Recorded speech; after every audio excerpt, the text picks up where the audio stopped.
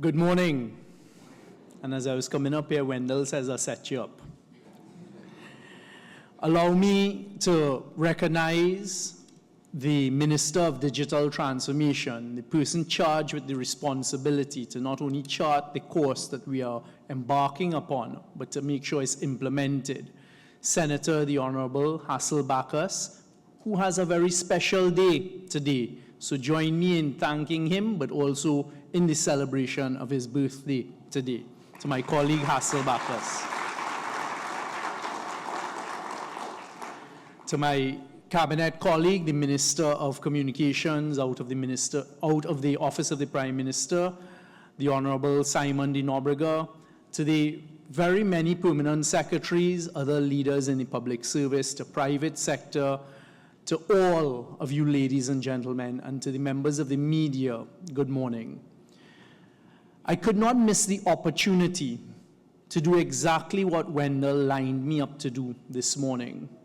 Because you see, we in Trinidad and Tobago are on the brink of another chapter, that we're getting ready to turn the page of Trinidad and Tobago. So I'm particularly pleased this morning, as I looked around the room, to see a number of leaders of the public service, meaning the permanent secretaries, and identifying the various ministries I see present here this morning, because there is a very special part of my messaging to the public service this morning.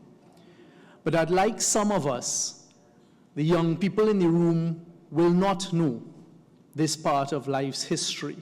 But as I look around, some of you who are my contemporaries, some a bit older, some a bit younger, would remember the time when it was literally writing letters from one country to another, and that was the form of communication.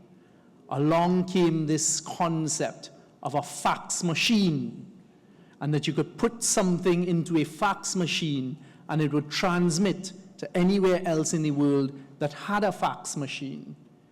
And I remember my particular journey when I went off to study at university. It started off, and I'm giving my age, which I think most people in the room may have learned over the weekend, that I started off writing letters back to Trinidad, but very shortly became the advent of the internet available to the population, but only certain segments of the population, because it was only a certain handful of people that had internet at their home, and then this concept of email.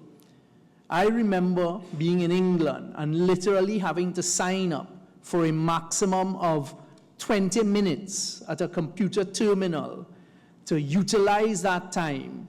There wasn't any surfing of the internet. It was literally quickly typing an email to loved ones and to others in far-off places. But today, that is a distant history that some in the room may not even know about because they take it for granted. And as I look around and I see people holding up their smartphones, even with the phones, think back when cell phones first came, first was a brick, and then these flip phones and these phones that we never thought would one day become a concept of a smartphone. I have a particular memory of sitting on a plane not too long ago. My recollection is it was around the 2012, maybe a little after period, and seeing the person in front of me on the plane speaking on a phone that I now know to be an Apple phone, and they were talking to someone literally on a video conference on the phone. And I leaned over rather rudely and said, "Excuse me," when they had finished, "What were you just doing?" And many persons will not even fathom that that was not possible, something that we take for granted now. I take you through this very short capsule of time because that was literally a decade and a half of how quickly technology moved. Here we are in 2025, at the start of 2025.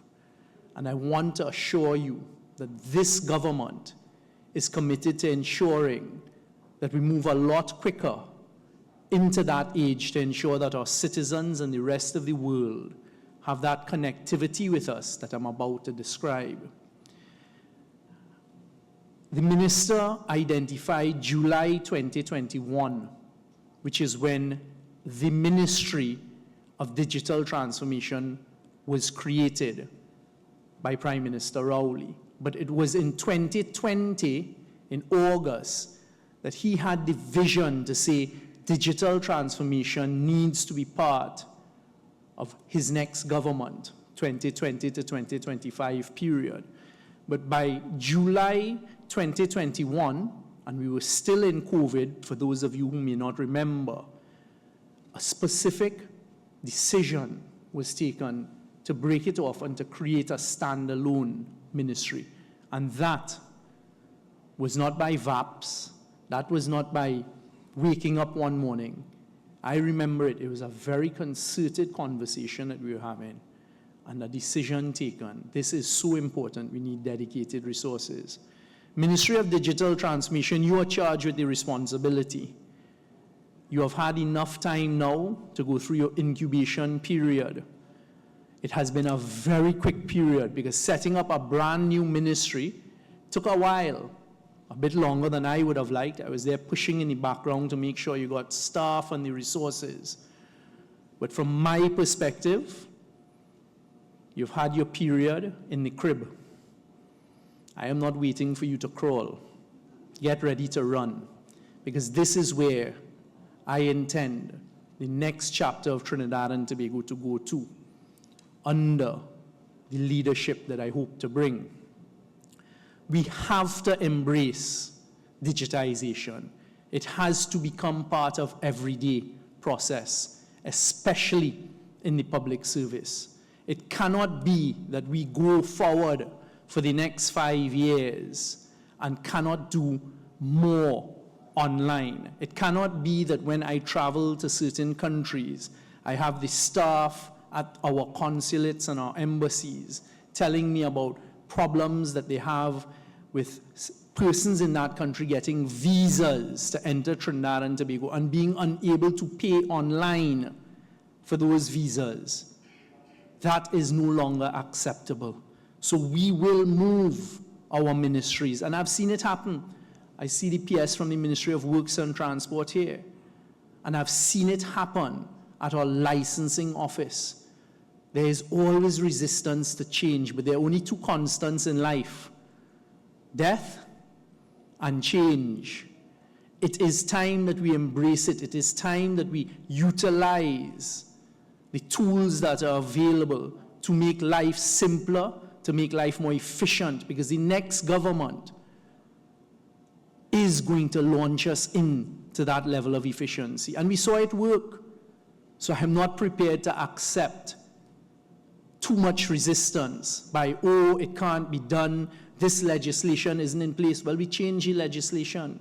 Because in COVID, at the time I was the Minister of National Security charged with the very difficult responsibility of protecting our borders, very quickly rose to public enemy number one, because everyone thought I was not permitting them to come in to the country, but that wasn't it.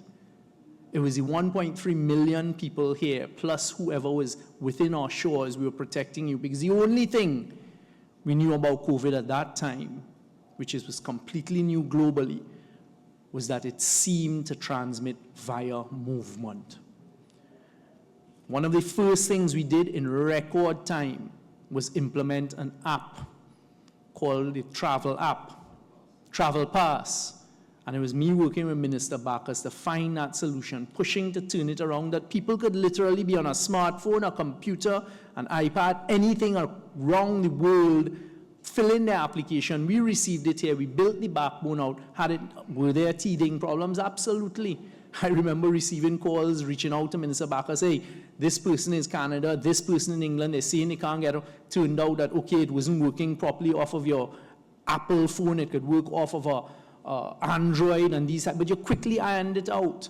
But we were able to do it. So therefore, why is it that we can do that, but we can't have the same electronic forms that you fill out before you jump on a plane, wherever you're embarking on, as opposed to sitting on the plane before entering Trinidad and Tobago to literally fill out a form? And all of that feeds into security as well. Because when it's digitized, we can use the AI tools available to us to decipher in the thousands coming in who may be a red flagged passenger. So these are just some of the concepts that are in use now. So we in the public service and we, the government, will be utilizing these tools. It must be that every single service to our public and our population can be made more efficient. It can be made simpler by the utilization of the technology available. So digital transformation, that is part of the vision that I have to carry us forward. And there's a lot more. And it is going to come down to the technology. And the young people, again, I make a clarion call for our youth to get excited, get ready, stand by, because it's your turn now. It is your turn now to come forward with your ideas, your innovation, your energy, your initiative to take control of our country and help us to drive it where it has to be. Ministry of Energy. I remember something as simple as, well, if we have all of this data, decades of data there, why are we keeping it secret in a vault somewhere or keeping it secret in a room somewhere? How do you expect to attract interest? And I heard them with great aplomb 2 days ago, a very young person in the ministry who's taken responsibility, say that all of that data is now available in our bid rounds and to the world at large. Something as simple as driving that decision. What is the use of that as secret information? Put it out there for the world. Somebody may look at it. They may see some geological structure there that no one else has seen, and they may come in, drill, and find the next large reservoir. It is these simple things that we take for granted. So Trinidad and Tobago, stand by. Stand by for the exciting times that lie ahead. This particular ministry, you've had enough time in your incubation period. So get ready, because it is all about implementation. As the minister said, we have to move from ideas to action. For me, it is about implementation. The time for talk is gone. So let us get ready to carry Trinidad and Tobago to the fullest potential that it has. I hope that we will be able to deliver a much more efficient public service. I look around, I see amongst the permanent secretaries, many of them who are much younger with that enthusiasm and that openness. But the young people will push us to do it, because those of you who have young children will see already how these devices have become an integral part of their life. I am constantly complaining and telling them, disconnect. But it's not going to happen. So how do we use what is available, and how are we going to be at the cutting edge of technology to ensure our citizens, the population, and the efficiency of Trinidad and Tobago is delivered?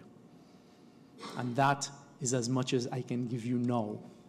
But stand by, it is going to play a very important and critical role in how we drive Trinidad and Tobago to where I personally believe and committed, and I am personally committed to take us to receive and to be part of our fullest potential.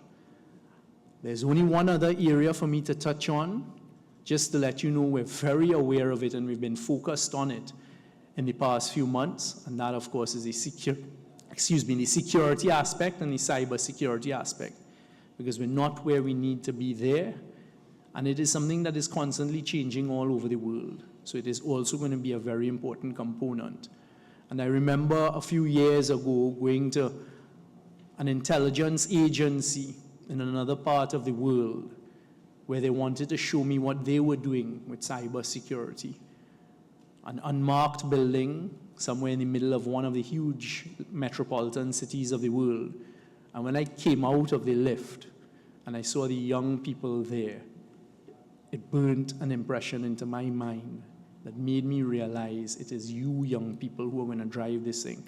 All of the officers, hoodies, sneakers, pants kind of hanging down, pizza, Coca-Cola, chocolate bars on the desk, etc.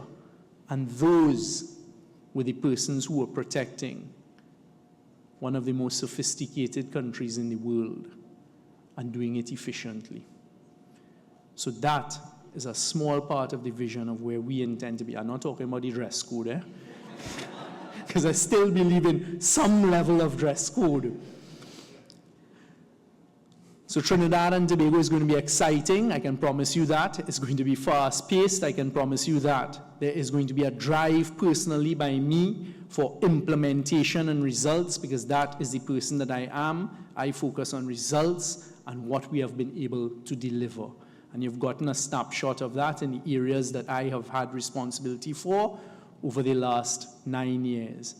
I personally think it's an exciting time, and it is going to be a time as well where I hope to bring a unification of our citizens, that it is that time for us to do now. Thank you very much for your attention this morning. I look forward to great things coming out of this very critical discussion you all are going to have during the course of today, especially with civil society and industry leaders. You've seen from this particular ministry the government's not only ability, but its willingness to enter into discourse with the population, to listen, to take on board, to distill, and then to take the decisions we need to.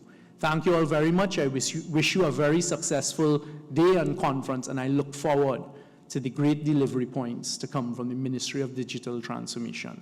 Thank you.